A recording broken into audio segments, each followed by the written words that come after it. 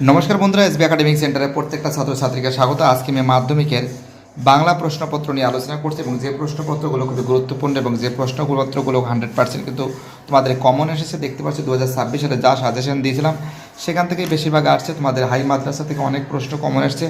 তো দেখো অ্যান্সার, প্রথমের অ্যান্সার হবে 22 হবে, 1.2 এর অ্যান্সার হবে গ্রীষ্মপত্র, 1.3 এর অ্যান্সার হবে একুরজন, 1.4 এর অ্যান্সার হবে গিরিখাত। দেখতে পাচ্ছি, ফটাফট করে অ্যান্সার করে দেখাচ্ছি। 1.5 এর অ্যান্সার হবে অগ্নিবীণা, 1.6 এর অ্যান্সার হবে সিন্ধুদ্রে, 1.7 এর অ্যান্সার হবে অঙ্গ অলঙ্কার, 1.8 এর অ্যান্সার হবে সত্যজিৎ রায়, 1.9 এর অ্যান্সার হবে ভাষার সংক্ষেপ অর্থ সুনির্দিষ্ট করা, 1.1 এর অ্যান্সার হবে অবদান কারক, 1.11 এর অ্যান্সার হবে সমধাতুজ কর্তা, 1.1 এর অ্যান্সার হবে নিত্য সমাস, 1.13 এর অ্যান্সার হবে ব্যাপ্তি তৎপুরুষ, 1.14 এর অ্যান্সার হবে যৌগিক বাক্য, 1.15 এর অ্যান্সার হবে সরল বাক্য, 1.16 এর অ্যান্সার হবে কর্মবাচ্য, 1.167 এর অ্যান্সার হবে কর্তৃবাচ্য। দেখো এখানে পড়েছে কি, আশ্চর্য চমকে ওঠে ভবতোষ। তোমরা জানো যে জগদীশবাবু যখন টাকা দিতে চেয়েছিল, কিন্তু আমরা দেখতে পাচ্ছি খাঁটি সন্ন্যাসী রূপে হরিদাস সে কিন্তু টাকা গ্রহণ করেনি। এই দেখে ভবতোষ কিন্তু আশ্চর্য হয়ে গেছিলো। অমৃতের বয়স কত ছিল? 10 বছর ছিল।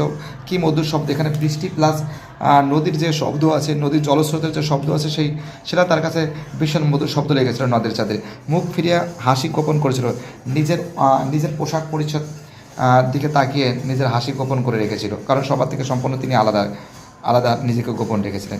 সারা বাড়িতে শোরগোল পড়ে গেল, কারণ তপনের লেখা গল্প সন্ধ্যাতারা পত্রিকায় ছাপানো হয়েছিল। 4 দণ্ড মানে কি 24 মিনিট। ক্ষমা করো, এখানে ক্ষমা বলতে বোঝানো হয়েছে কবি ক্ষমা চেয়েছিলেন এই যে সমস্ত অত্যাচারী যারা সমাজের বুকে অত্যাচার করে যাচ্ছে, তাদের অত্যাচার করছে কাদের বিরুদ্ধে? কাদের অত্যাচার করছে? সাধারণ মানুষদের। সেই সাধারণ মানুষের হয়ে কিন্তু ক্ষমা চেয়েছে কবি।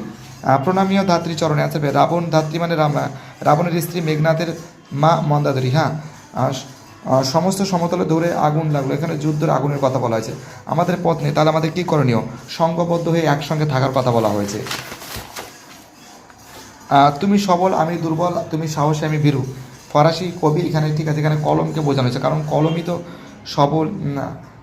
বুঝতেই পারছো, যিনি কানে কলম খোঁজে দুনিয়া খোঁজেন তাকে কী বলে? দার্শনিক বলে।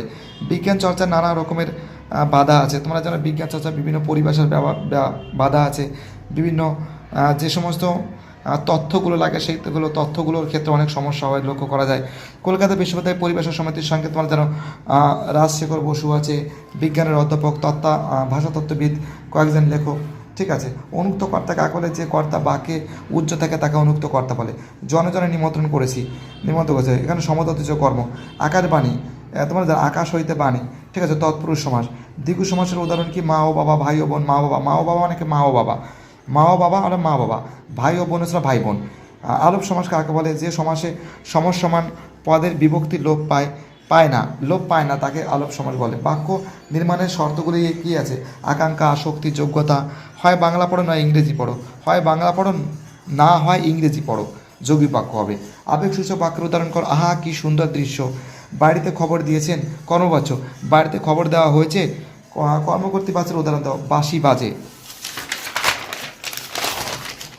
দেখতে পাচ্ছ প্রশ্নগুলো দেখে নাও তোমরা, একদম ফাটাফাটি প্রশ্ন হয়েছে। প্রত্যেকটা প্রশ্ন কিন্তু খুব ভালো হয়েছে। দেখতে পাচ্ছ অসাধারণ প্রশ্ন হয়েছে। দেখে নাও প্রশ্নগুলো তোমরা